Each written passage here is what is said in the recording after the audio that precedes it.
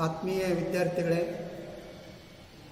ಪ್ರಥಮ PUC ಅರ್ಥಶಾಸ್ತ್ರ ವಿಷಯದಲ್ಲಿ ಈಗಾಗಲೇ ನಾವು 2 ಅಧ್ಯಾಯಗಳನ್ನು ಅಭ್ಯಾಸ ಮಾಡಿದ್ದೇವೆ.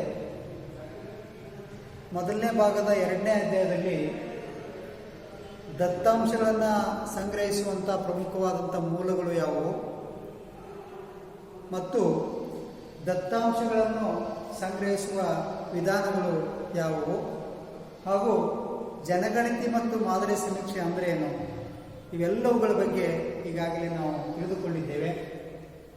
ಈ ಭಾಗದ 3ನೇ ಅಧ್ಯಾಯ ದತ್ತಾಂಶಗಳ ಸಂಘಟನೆ ಅಂತ ಇದೆ. ದತ್ತಾಂಶಗಳನ್ನು ಸಂಗ್ರಹಿಸಿದ ನಂತರ ದತ್ತಾಂಶಗಳನ್ನು ಸಂಘಟಿಸುವ ರೂಪರೇಷೆಗಳು ಏನು ಎಂಬುದನ್ನು ಈ ಒಂದು ಅಧ್ಯಾಯದಲ್ಲಿ ನಾವು ಅಭ್ಯಾಸ ಮಾಡ್ತೇವೆ. ದತ್ತಾಂಶಗಳನ್ನು ಮೊದಲ ಬಾರಿಗೆ ಸಂಗ್ರಹಿಸಿದಾಗ ಅವು ಕಚ್ಚಾ ರೂಪದಲ್ಲಿರುತ್ತವೆ. ಕಚ್ಚಾ ರೂಪದಲ್ಲಿರುವಂಥ ದತ್ತಾಂಶಗಳನ್ನು ಒಂದು ವರ್ಗೀಕರಣ ಮಾಡಿದಾಗ ಅಥವಾ ಜೋಡಿಸಿದಾಗ ಅವುಗಳನ್ನು ವಿಶ್ಲೇಷಿಸುವಂಥ ರೀತಿಯಲ್ಲಿ ಸುಲಭವಾಗುವಂಥದ್ದನ್ನು ನಾವು ನೋಡ್ಬೋದು ಅಂತ.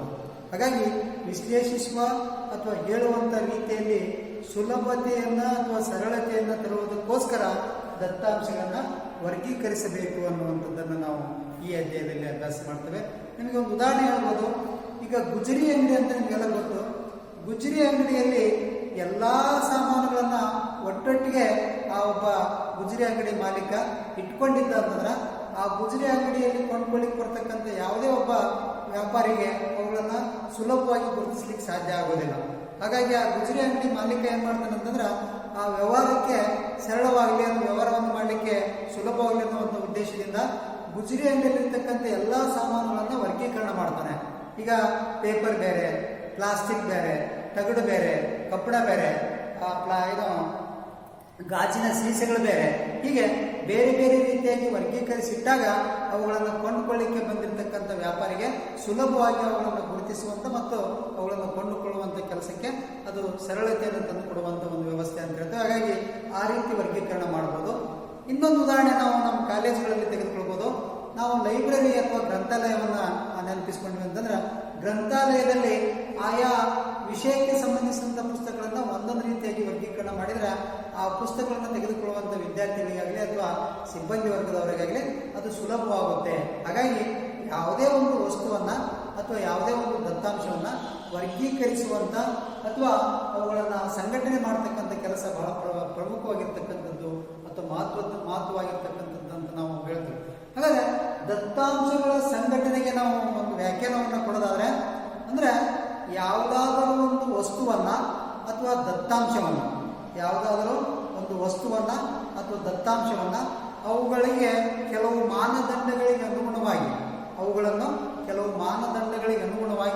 ವರ್ಗೀಕರಿಸುವುದಕ್ಕೆ ಅಥವಾ ಸಂಘಟಿಸುವುದಕ್ಕೆ ನಾವು ದತ್ತಾಂಶಗಳ ಸಂಘಟನೆಯನ್ನು ಕರೆಯುತ್ತೇವೆ ಅಂತ.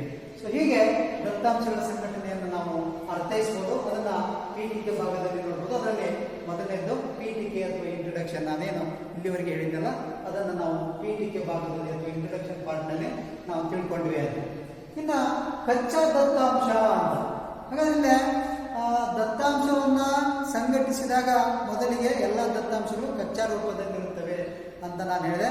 ಕಚ್ಚಾ ದತ್ತಾಂಶ ಅಂತಂದ್ರೆ ಯಾವುದೇ ರೀತಿಯಾಗಿರ್ತಕ್ಕಂಥ ವರ್ಗೀಕರಿಸಿದ ಅಥವಾ ದತ್ತಾಂಶಗಳು ವಿಶಾಲ ವ್ಯಾಪ್ತಿಯನ್ನು ಹೊಂದಿರುವಂಥ ಅಥವಾ ಅಸಂಘಟಿತ ವ್ಯವಸ್ಥೆಯನ್ನು ಹೊಂದಿರುವಂಥ, ಅಂದರೆ ವರ್ಗೀಕರಿಸಿದ, ಅಸಂಘಟಿತ ಮತ್ತು ವಿಶಾಲ ವ್ಯಾಪ್ತಿಯನ್ನು ಹೊಂದಿರುವಂಥ ದತ್ತಾಂಶಗಳಿಗೆ ನಾವು ಕಚ್ಚಾ ದತ್ತಾಂಶ ಅಥವಾ ರಾ ಡಾಟಾ ಅಂತ ಕರಿತೀವಿ. ಹಾಗಾದರೆ ರಾ ಡಾಟಾ ಅಥವಾ ಕಚ್ಚಾ ದತ್ತಾಂಶಗಳನ್ನು ನಾವು ಈ ಕೋಷ್ಟಕದ ಉದಾಹರಣೆ ನೋಡ್ಕೊಳ್ಬೋದು. ಈ ಕೋಷ್ಟಕದಲ್ಲಿ ಸುಮಾರು 50 ವಿದ್ಯಾರ್ಥಿಗಳು ಅರ್ಥಶಾಸ್ತ್ರ ವಿಷಯದಲ್ಲಿ ಪಡೆದಂಥ ಅಂಕಗಳನ್ನು ಬರೆಯಲಾಗಿದೆ. ಈ 50 ವಿದ್ಯಾರ್ಥಿಗಳು ಬೇರೆ ಬೇರೆ ರೀತಿಯಾಗಿರ್ತಕ್ಕಂಥ ಅಂಕಗಳನ್ನು ಗಳಿಸಿದ್ದಾರೆ.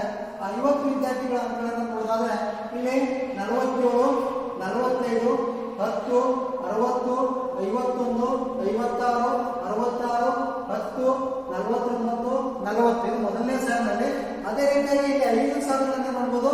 ಈ 5 ಸಾಲುಗಳಲ್ಲಿ ನಾವು ಕೊನೆಯ ಸಾಲಿನಲ್ಲಿ ನೋಡಿದ್ರು ಕೂಡ 62, 51, 55, 14, 25, 34, 90, 49, 56, 54 ಈ ರೀತಿಯಾಗಿ ದತ್ತಾಂಶಗಳಿದಾವೆ. ಇಲ್ಲಿ ಯಾವುದೇ ರೀತಿಯಾಗಿ ದತ್ತಾಂಶಗಳನ್ನ ಆರೋಹಣ ರೂಪದಲ್ಲಾಗಲಿ ಅಥವಾ ಅವರೋಹಣ ರೂಪದಲ್ಲಾಗಲಿ ಬರೆದಿಲ್ಲ. ಹಾಗಾಗಿ ಇವು ಎಲ್ಲ ದತ್ತಾಂಶಗಳು ಕಚ್ಚಾ ಆಗಿರೋದ್ರಿಂದ ಅಥವಾ ಅವು ಎಲ್ಲಿ ಬೇಕಾದಲ್ಲಿ ಅವುಗಳನ್ನ ಬರೆದಿರೋದ್ರಿಂದ ಇವುಗಳಿಗೆ ನಾವು ಕಚ್ಚಾ ದತ್ತಾಂಶ ಅಂತ ಕರಿತೀವಿ. ಇವು ಅಸಂಘಟಿತವಾಗಿವೆ, ವಿಶಾಲವಾಗಿರ್ತಕ್ಕಂಥ ವ್ಯಾಪ್ತಿಯನ್ನು ಹೊಂದಿವೆ ಎನ್ನುವಂಥದ್ದನ್ನು ನಾವು ಈ ಒಂದು ಉದಾಹರಣೆ ಮೂಲಕ ತಿಳಿದುಕೊಳ್ಬಹುದು ಅಂತ. ಇವು ಕೇವಲ 50ರ ಲೆಕ್ಕದಲ್ಲಿರೋದ್ರಿಂದ ಇವುಗಳನ್ನ ಆರೋಹಣ ಮತ್ತು ಅವರೋಹಣ ಕ್ರಮದಲ್ಲಿ ಬರೆದು ನಾವು ಈಸಿಯಾಗಿ ಗುರುತಿಸಬಹುದು. ಆದರೆ ಕೆಲವು ದತ್ತಾಂಶಗಳು ನೂರಾರು ಸಂಖ್ಯೆಯಲ್ಲಿದ್ದಾಗ ಅಥವಾ ಸಾವಿರಾರು ಸಂಖ್ಯೆಯಲ್ಲಿದ್ದಾಗ, ಲಕ್ಷಾಂತರ ಸಂಖ್ಯೆಯಲ್ಲಿದ್ದಾಗ ಆ ರೀತಿ ಗುರುತಿಸುವಂಥದ್ದು ಬಹಳ ಕಷ್ಟಕರವಾಗುವಂತಹ ಸಂದರ್ಭ ಅಥವಾ ವ್ಯವಸ್ಥೆಯನ್ನು ನಾವು ಕಾಣಬಹುದು. ಹೀಗೆ ಕಚ್ಚಾ ದತ್ತಾಂಶಗಳನ್ನ ಈ ಉದಾಹರಣೆ ಮೂಲಕ ನಾವು ಅರ್ಥೈಸಬಹುದು ಅಥವಾ ತಿಳಿದುಕೊಳ್ಬಹುದು ಅನ್ನುವಂಥದ್ದು ಇದು ಕಚ್ಚಾ ದತ್ತಾಂಶದ ಅರ್ಥ ಮತ್ತು ಉದಾಹರಣೆ. ಇನ್ನು ಈ ಚಾಪ್ಟರ್ನಲ್ಲಿ ಮೂರನೇ ಪ್ರಮುಖವಾಗಿರ್ತಕ್ಕಂಥ ಪಾಯಿಂಟ್ ಅಥವಾ ಅಂಶ ಕ್ಲಾಸಿಫಿಕೇಶನ್ ಆಫ್ ಡಾಟಾ ಅಥವಾ ದತ್ತಾಂಶಗಳ ವರ್ಗೀಕರಣ. ಹಾಗಾದ್ರೆ ಈ ಕಚ್ಚಾ ದತ್ತಾಂಶಗಳನ್ನ ಅರ್ಥ ಮಾಡಿಕೊಳ್ಳಲು ಅಥವಾ ತಿಳಿದುಕೊಳ್ಳಲು ಕಷ್ಟಕರವಾಗಿರುವಂತಹ ಸಂದರ್ಭದಲ್ಲಿ ದತ್ತಾಂಶಗಳನ್ನ ನಾವು ಏನ್ ಮಾಡ್ಬೇಕು ಅಂತ ಹೇಳಿದ್ರೆ ಕ್ಲಾಸಿಫಿಕೇಶನ್ ಮಾಡಬೇಕು ಅಥವಾ ವರ್ಗೀಕರಣ ಮಾಡಬೇಕಾಗುತ್ತೆ. ಅವುಗಳನ್ನು ಮುಖ್ಯವಾಗಿ ನಾವು 4 ಪ್ರಕಾರಗಳಲ್ಲಿ ವರ್ಗೀಕರಣ ಮಾಡಬಹುದು. ದತ್ತಾಂಶಗಳನ್ನ 4 ಪ್ರಕಾರಗಳಲ್ಲಿ ವರ್ಗೀಕರಣ ಮಾಡಬಹುದು. ಆ ದತ್ತಾಂಶಗಳನ್ನ ಕೆಲವು ಮಾನದಂಡಗಳಿಗೆ ಅನುಗುಣವಾಗಿ ವರ್ಗೀಕರಣ ಮಾಡುವಂತ ವ್ಯವಸ್ಥೆಗೆ ನಾವು ದತ್ತಾಂಶಗಳ ವರ್ಗೀಕರಣ ಅಂತ ಹೇಳ್ತೀವಿ. ಇಲ್ಲಿ ನಾವು ಮುಖ್ಯವಾಗಿ 4 ಪ್ರಕಾರದ ದತ್ತಾಂಶಗಳ ವರ್ಗೀಕರಣವನ್ನ ಕಾಣ್ತೀವಿ. ಮೊದಲನೇದು ಕಾಲಾನುಕ್ರಮ ದತ್ತಾಂಶಗಳು, ಎರಡನೇದು ಸ್ಥಾನಾನುಸಾರ ಅಥವಾ ಸ್ಥಾನಕ್ಕನುಗುಣವಾಗಿ ವರ್ಗೀಕರಣದ ದತ್ತಾಂಶಗಳು, ಮೂರನೇದು ಗುಣಾತ್ಮಕ ವರ್ಗೀಕರಣ, ನಾಲ್ಕನೇದು ಪರಿಮಾಣಾತ್ಮಕ ವರ್ಗೀಕರಣ ಅಂತ ಹೇಳಿ. ಹಾಗಾದ್ರೆ ಈ ಮೊದಲನೇದು ನೋಡ್ರಿ, ಕಾಲಾನುಕ್ರಮದ ದತ್ತಾಂಶಗಳು ಅಥವಾ ಕ್ರೋನಾಲಜಿಕಲ್ ಕ್ಲಾಸಿಫಿಕೇಶನ್ ಆಫ್ ಡಾಟಾ ಅಂತ ನಾವು ಮೊದಲಿಂದ ಹೇಳ್ತೇವೆ. ಅಂದ್ರೆ ದತ್ತಾಂಶಗಳನ್ನ ಸಮಯಕ್ಕನುಗುಣವಾಗಿ ವರ್ಗೀಕರಿಸುವುದಕ್ಕೆ ಕಾಲಾನುಕ್ರಮ ದತ್ತಾಂಶಗಳು ಎಂದು ಕರೆಯಲಾಗುತ್ತದೆ. ಹಾಗಾದ್ರೆ ಸಮಯಕ್ಕನುಗುಣವಾಗಿ ಅಥವಾ ಕಾಲಕ್ಕನುಗುಣವಾಗಿ ಅಂತಂದ್ರೆ ದತ್ತಾಂಶಗಳನ್ನ ವರ್ಷದಲ್ಲಿ ಅಥವಾ ತಿಂಗಳುಗಳಲ್ಲಿ ಅಥವಾ ವಾರಗಳಲ್ಲಿ ಅಥವಾ ದಿನಗಳಲ್ಲಿ ಅಥವಾ ಗಂಟೆಗಳಲ್ಲಿ ಅಥವಾ ನಿಮಿಷಗಳಲ್ಲಿ ಹೀಗೆ ಸಮಯಕ್ಕನುಗುಣವಾಗಿ ದತ್ತಾಂಶಗಳನ್ನ ವರ್ಗೀಕರಿಸುವಂತಹ ಒಂದು ಕ್ಲಾಸಿಫಿಕೇಶನ್ಗೆ ಅಥವಾ ವರ್ಗೀಕರಣಕ್ಕೆ ನಾವು ಕಾಲಾನುಕ್ರಮ ದತ್ತಾಂಶಗಳು ಅಂತ ಹೇಳ್ತೀವಿ. ಇದನ್ನು ನಾವು ಉದಾಹರಣೆ ಮೂಲಕ ನೋಡಬಹುದು. ಭಾರತದ ಜನಸಂಖ್ಯೆ ಕೋಟಿಗಳಲ್ಲಿ ಎಂದಿದೆ. ಈ ಕೋಟಿಗಳಲ್ಲಿ ಇರ್ತಕ್ಕಂಥದ್ದನ್ನ ನಾವು 2 ಕಾಲಂನಲ್ಲಿ ಬರೆದಿದ್ದೇವೆ. ಮೊದಲನೇದು ವರ್ಷ, ಎರಡನೇದು ಜನಸಂಖ್ಯೆ ಇದೆ. ಹಾಗಾಗಿ ನಾವು ವರ್ಷದಲ್ಲಿ ನೋಡಬಹುದು 1991ರಲ್ಲಿ 81.8 ಕೋಟಿ ಜನಸಂಖ್ಯೆ ಭಾರತ ದೇಶದಲ್ಲಿತ್ತು. ಅದನ್ನು ನಾವು 2001ರ ಜನಗಣತಿ ಪ್ರಕಾರ ನೋಡಿದಾಗ ಅದು 102.7 ಕೋಟಿ ಜನಸಂಖ್ಯೆಗೆ ಹೆಚ್ಚಾಗಿದೆ.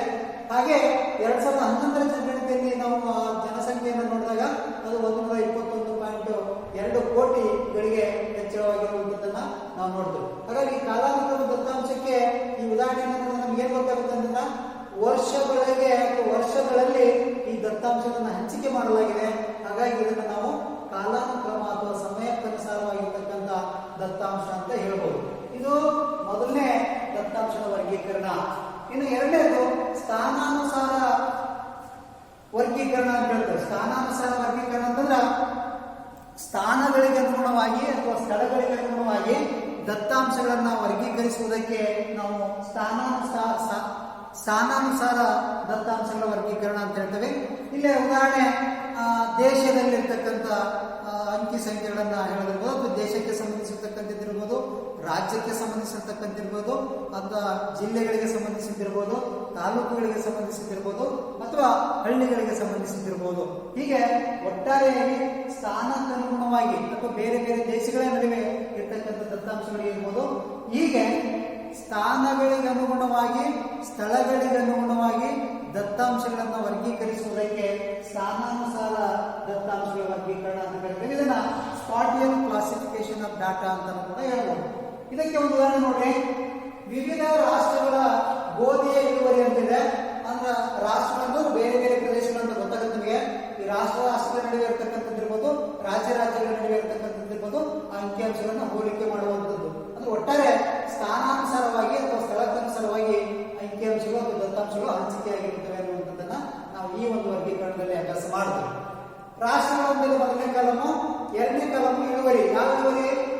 ಇಳುವರಿ.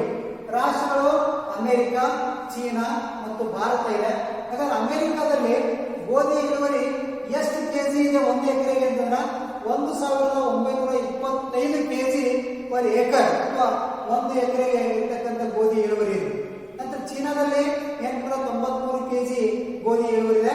ಭಾರತದಲ್ಲಿ 862 ಕೆಜಿ ಗೋಧಿ ಇಳುವರಿ ಇದೆ ಅಂತ.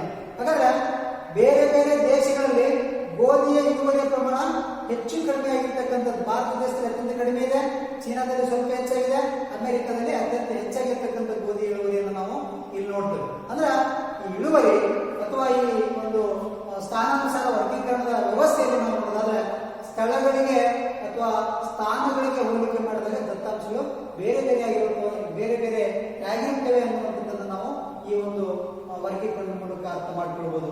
ಇದು ಎರಡನೇ ವರ್ಗೀಕರಣ ಅಥವಾ ದತ್ತಾಂಶಗಳ ವರ್ಗೀಕರಣ ಅಂತ ಹೇಳ್ಬೋದು. ಇನ್ನು ಮೂರನೇ ಪ್ರಕಾರ ಗುಣಾತ್ಮಕ ವರ್ಗೀಕರಣ ಅಂತ. ಇಲ್ಲಿ ಗುಣಾತ್ಮಕ ವರ್ಗೀಕರಣ ಅಂದ್ರೆ ದತ್ತಾಂಶಗಳನ್ನ ಕೆಲವು ವಸ್ತುಗಳ ಗುಣಗಳಿಗೆ ಅನುಗುಣವಾಗಿ ವರ್ಗೀಕರಿಸುವುದಕ್ಕೆ ದತ್ತಾಂಶಗಳ ಗುಣಾತ್ಮಕ ವರ್ಗೀಕರಣ ಅಂತ ನಾವು ಹೇಳ್ಬೋದು. ಹಾಗಾದ್ರೆ ಇದು ಹೇಗೆ ಅಂತಂದ್ರೆ ದತ್ತಾಂಶಗಳನ್ನ ಲಿಂಗಗಳ ಆಧಾರದ ಮೇಲೆ, ವಯಸ್ಸಿನ ಆಧಾರದ ಮೇಲೆ, ಅಂಕಗಳ ಆಧಾರದ ಮೇಲೆ ಈ ಒಂದು ದತ್ತಾಂಶಗಳನ್ನು ವರ್ಗೀಕರಣ ಮಾಡಬಹುದು.